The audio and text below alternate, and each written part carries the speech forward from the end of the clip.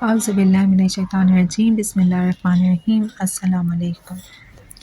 اللہ کو ہمارے دل ٹوٹنے کا بہت خیال ہے، یہ بات ہم سب جانتے ہیں، اور آج ہم اسی بارے میں بات کریں گے۔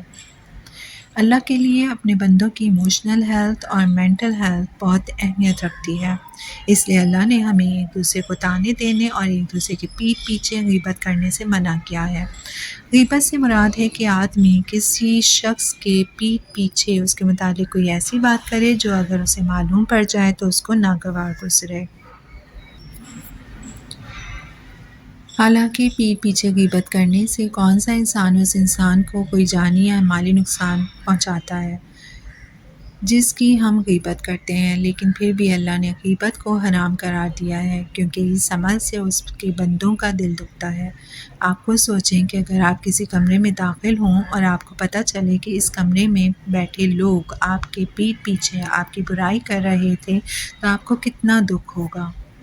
ہم مضبوط بننے کے چکر میں یہ تو کہہ دیتے ہیں کہ مجھے کوئی فرق نہیں پڑتا کون میرے بارے میں کیا کہتا ہے، لیکن اندر ہی اندر ہمیں فرق پڑتا ہے، اور یہ اللہ کو پتہ ہے۔ ہم دنیا کے سامنے مضبوط بن سکتے ہیں، لیکن اللہ کو تو ہمارے اندر کی اصلیت پتہ ہے۔ اس لیے اللہ نے قرآن پاک میں فرمایا، سورہ حمزہ کی آیت نمبر 1 ہے، اس کا ترجمہ ہے کہ تباہی ہے ہر اس شخص کے لیے جو روبرو طعنہ زنی کرتا ہے اور پیٹھ پیچھے لوگوں کی برائیاں اچھالنے والا ہے۔ یہ کوئی چھوٹی بات نہیں ہے۔ اللہ جسے تباہی کا حکم سنا دے، اس انسان کے لیے تو اس سے بدتر اور خوفناک کوئی بات ہو ہی نہیں سکتی۔ ہر وہ انسان جو دوسروں کی ذات میں کیڑے نکالتا ہے، جو دوسروں کی غیر موجودگی میں ان کی برائی کرتا ہے، اور جو دوسروں کے پیٹھ پیچھے لوگوں کے برے برے نام رکھتا ہے، جو بہتان لگاتا ہے، جو دو لوگوں میں لڑائی ڈلواتا ہے، جو بات بات پر دوسروں کو طعنے دیتا ہے، جو چغلی کرتا ہے، ہر ایسے انسان کے لیے اللہ نے فرمایا ہے کہ ہلاکت ہے، اس دنیا میں بھی اور آخرت میں بھی۔ سورۃ الحجرات کی آیت نمبر 12 میں اللہ تعالیٰ فرماتے ہیں کہ اے ایمان والوں، بہت بدگمانیوں سے بچو۔ بعض بدگمانیاں گناہ ہیں، اور بھید نہ ٹٹولو، اور نہ ہی ایک دوسرے کی غیبت کرو۔ کیا تم میں سے یہ پسند کرے گا کوئی کہ وہ اپنے مردہ بھائی کا گوشت کھائے؟ اس سے تو تم خود نفرت کرتے ہو، اور اللہ سے ڈرو، بے شک اللہ بڑا توبہ قبول کرنے والا اور مہربان ہے۔ اس کا مطلب یہ ہے کہ ہمیں کبھی بھی کسی انسان کے متعلق رائے قائم کرتے ہوئے بدگمانی سے کام نہیں لینا چاہیے۔ ہم اکثر ایسا کرتے ہیں کہ جو انسان ہمیں پسند نہیں ہوتا، ہم اس کی بات جب دوسروں سے کرتے ہیں تو نہایت برے الفاظ کے ساتھ کرتے ہیں، یعنی ہم اس انسان کے بارے میں بات اس انسان کی کسی برائی سے شروع کرتے ہیں، کہ بھلے اس انسان نے اچھے کام بھی کیے ہوں اور اس انسان میں اچھائیاں بھی ہوں، لیکن ہم صرف اس انسان کی برائیوں کو ہائی لائٹ کرتے ہیں، اسے بدگمانی کہتے ہیں۔ آپ کو کیسا لگے گا کہ اگر اللہ بھی صرف آپ کی برائیوں کو ہائی لائٹ کرنے لگے اور اچھائیوں کو دیکھے بھی نہ؟ اور دوسرا یہ کہ کبھی بھی کسی ایک دوسرے میں عیب تلاش مت کرو۔ ہم یہ کرتے ہیں کہ چھپ چھپ کر لوگوں پر نظر رکھتے ہیں اور انتظار کرتے ہیں کہ ہمیں اس انسان کی کوئی برائی مل جائے یا وہ انسان کوئی غلطی کر دے، پھر ہم اسے دنیا کے سامنے بے پردہ کریں۔ ایک مومن کا یہ کام نہیں ہے کہ وہ پردے کے پیچھے چھپے ہوئے دوسروں کے گناہ کو یا غلطیوں کو بے عیب کرے، یہ اللہ کے نزدیک بڑا بد اخلاقی والا کام ہے۔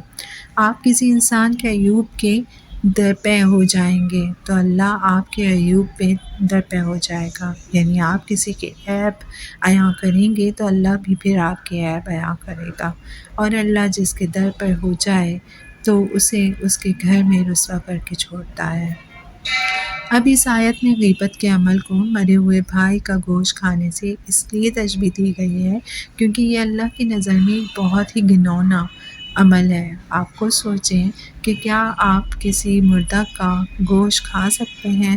ہم تو کسی مردہ جانور کا بھی گوشت نہ کھائیں، تو یہاں تو پھر انسان کی بات ہو رہی ہے، اور انسان بھی وہ جو آپ کا بھائی ہو۔ اور پھر اللہ نے اس فقرے کے سامنے سوالیہ نشان بھی لگایا ہے، یعنی اللہ پوچھ رہے ہیں آپ سے کہ کیا آپ اپنے مردے بھائی کا گوشت کھاؤ گے؟ یعنی اپنے ضمیر سے پوچھیں آپ کے ضمیر کو اپنے مردہ بھائی کا گوشت کھاتے ہوئے ذرا بھی خود سے نفرت نہیں ہوگی؟ اگر آپ یہ بات پسند نہیں کرتے تو آپ یہ کیسے پسند کر سکتے ہیں کہ آپ اپنے مومن بھائی کی غیر موجودگی میں اس کی عزت پر حملہ کریں جہاں وہ اپنا دفاع بھی نہیں کر سکتا ہو؟ اس لیے ہمیں ایک دوسرے کے بارے میں اچھا ہی سوچنا اور اچھا ہی کہنا چاہیے۔ پرفیکٹ تو ہم میں سے کوئی بھی نہیں۔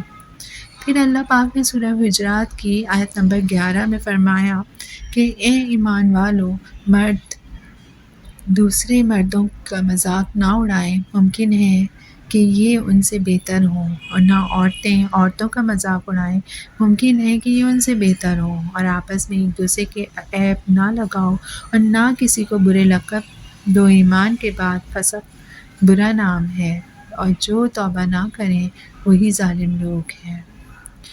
اللہ نے ہمیں ایک دوسرے کا مذاق اڑانے سے بھی منع کیا ہے، کیونکہ مذاق اڑانے سے دل دکھتے ہیں، دل ٹوٹتے ہیں۔ آپ مذاق میں بھی ایک دوسرے کا مذاق نہیں اڑا سکتے۔ آج کل یوں ہوتا ہے کہ ایک دوسرے کا مذاق اڑا رہے ہوتے ہیں اور وہ یہ بھی نہیں سوچتے کہ اس سے ان کا دوست ہرٹ ہو سکتا ہے۔ ہم میں سے کتنے لوگ ہیں جو ایک دوسرے کو برے ناموں سے پکارتے ہیں۔ ہم مذاق کے نام پر دوسروں کی تذلیل کر جاتے ہیں اور ہمیں خود بھی اندازہ نہیں ہوتا، جیسے کسی کو مذاق میں منافق یا فاسق کہنا، یا پھر کسی کی فزیکل اپیئرنس پہ اس کا مذاق اڑانا، کسی کو اندھا، کانا، لنگڑا کہنا، یا کسی کے ماں باپ یا پھر خاندان کے کسی عیب یا نقص سے اسے پکارنا، چھیڑنا، تنگ کرنا، یعنی ہر وہ نام جس سے کسی کی دل آزاری ہو اس نام سے اسے پکارنا سخت منع ہے۔ رسول اللہ صلی اللہ علیہ وسلم نے یہاں تک فرمایا کہ جب تم 3 آدمی ہو تو تیسرے ساتھی کو چھوڑ کر تم آپس میں کان میں بات نہ کرو۔ جب رسول اللہ صلی اللہ علیہ وسلم نے یہ کہا تو صحابہ کرام تجسس سے پوچھنے لگے کہ یا رسول اللہ صلی اللہ علیہ وسلم، ہم کیوں نہیں اپنے دوست کے کان میں کسی انسان کے ہوتے ہوئے سرگوشی کر سکتے؟ تو رسول اللہ صلی اللہ علیہ وسلم نے فرمایا کیونکہ یہ عمل اس تیسرے انسان کو تکلیف دے گا جسے آپ نے اپنی گفتگو سے نکال دیا۔ پھر رسول اللہ صلی اللہ علیہ وسلم نے فرمایا کہ ہاں، مگر اگر 3 سے زیادہ لوگ ہوں تب آپ ایسا کر سکتے ہیں، کیونکہ اگر 3 لوگ ہوں اور اس میں سے 2 لوگ ایک دوسرے کے کان میں چھپ کر سرگوشی کرنے لگیں تو تیسرے انسان کو ہو سکتا ہے یہ وسوسہ ہو کہ وہ اس کے بارے میں بات کر رہے ہیں، یا ہو سکتا ہے وہ یہ محسوس کرے کہ آپ ان سے بات نہیں کرنا چاہتے۔ یہ ہم سب نے دیکھا ہوا ہے کہ جب ہم 3 لوگ ہوں اور 2 لوگ کانوں میں سرگوشی کریں تو ہمیں کتنا عجیب محسوس ہوتا ہے، ہمیں برا لگتا ہے۔ سو آپ سوچیں کہ اللہ کو ہمارا یہاں تک خیال ہے۔ حضرت ابو ہریرہ رضی اللہ تعالیٰ عنہ سے روایت ہے کہ رسول اللہ صلی اللہ علیہ وسلم نے فرمایا کیا تم جانتے ہو کہ غیبت کیا ہے؟ صحابہ نے عرض کی یا اللہ اور اس کا رسول خوب جاننے والے ہیں۔ آپ صلی اللہ علیہ وسلم نے فرمایا اپنے بھائی کا اس طرح تذکرہ کرنا جو اسے ناپسند ہو۔ عرض کی گئی آپ یہ دیکھیے کہ اگر میرے بھائی میں وہ بات واقعی موجود ہو جو میں کہتا ہوں تو؟ آپ نے فرمایا جو کچھ تم کہتے ہو اگر اس میں موجود ہے تو بھی تم نے اس کی غیبت کی، اگر اس میں وہ عیب موجود نہیں تو تم نے اس پر بہتان لگایا۔ سیدنا حذیفہ رضی اللہ تعالیٰ عنہ سے مروی ہے کہ رسول اللہ صلی اللہ علیہ وسلم نے فرمایا جو پھل خور جنت میں داخل نہیں ہوگا۔ اگر غیبت سے، بہتان لگانے سے، کسی کا مذاق اڑانے سے کوئی نقصان نہ ہو یا کسی کو کوئی فرق نہ پڑتا تو شاید ان سب چیزوں کی ہمیں اجازت ہوتی، لیکن ہمیں اجازت نہیں ہے۔ اس کا مطلب یہی ہے کہ ان سب سے ہماری مینٹل ہیلتھ اور ہماری ایموشنل ہیلتھ بہت متاثر ہوتی ہے۔ اس لیے اللہ نے ہمیں یہ کام کرنے سے منع کر دیا ہے تاکہ ہم دوسروں کا دل نہ دکھائیں، دوسروں کی دل آزاری نہ کریں، دوسروں کو تکلیف نہ دیں۔ پھر بھی ہم ان چیزوں کو کتنا معمولی سمجھتے ہیں۔ گناہ تو یہ ہے کہ ہم ان گناہوں کو گناہ سمجھتے ہی نہیں ہیں۔ حماست میں آ کر اور نفرت میں آ کر کیا کچھ نہیں کر جاتے۔ ہم لوگوں کو ایسے ایسے الفاظ بول جاتے ہیں جنہیں ذہن میں رکھ کر وہ لوگ ساری عمر اللہ کے سامنے روتے رہتے ہیں۔